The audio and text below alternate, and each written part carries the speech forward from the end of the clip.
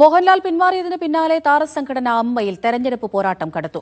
President സ്ഥാനത്തേക്ക് ജഗദീഷ്, ശ്വേതാ മേനൻ, രവീന്ദ്രൻ തുടങ്ങിയവർ പത്രിക നൽകി. മുൻ ഭാരവാഹികളായ ബാബുരാജും ജയൻ ചേർത്തലയും പത്രിക നൽകിയിട്ടുണ്ട്. ആരോപണ വിധേയർ മത്സരിക്കുന്നതിൽ സംഘടനയ്ക്കുള്ളിൽ അഭിപ്രായ വ്യത്യാസവുമുണ്ട്.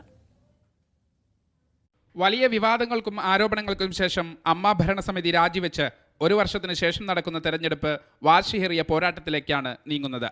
മത്സരരംഗത്തേക്കില്ല എന്ന് മോഹൻലാൽ അറിയിച്ചതിന് പിന്നാലെ നടന്മാരായ ജഗദീഷും രവീന്ദ്രനും നടി ശ്വേതാ മേനോനും പ്രസിഡന്റ് സ്ഥാനത്തേക്ക് നാമനിർദ്ദേശ പത്രിക സമർപ്പിച്ചു. 74 പേരാണ് നിലവിൽ നാമനിർദ്ദേശ പത്രിക നൽകിയിരിക്കുന്നത്. സൂക്ഷ്മ പരിശോധനയ്ക്ക് ശേഷമാകും അന്തിമ ചിത്രം വ്യക്തമാകുക.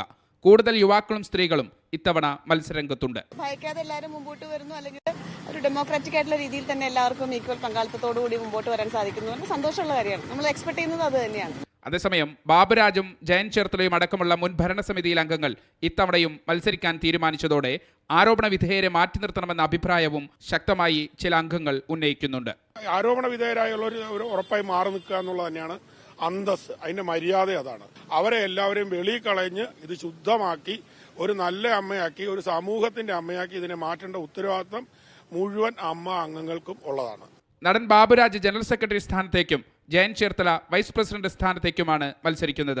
അൻസിബ ജോയിന്റ് സെക്രട്ടറി സ്ഥാനത്തേക്കും മത്സരിക്കും. അനൂപ് ചന്ദ്രൻ, വിനു മോഹൻ, ജോയ് മാത്യു അടക്കമുള്ളവരും മത്സരരംഗത്തുണ്ട്. മീഡിയ 1 കൊച്ചി.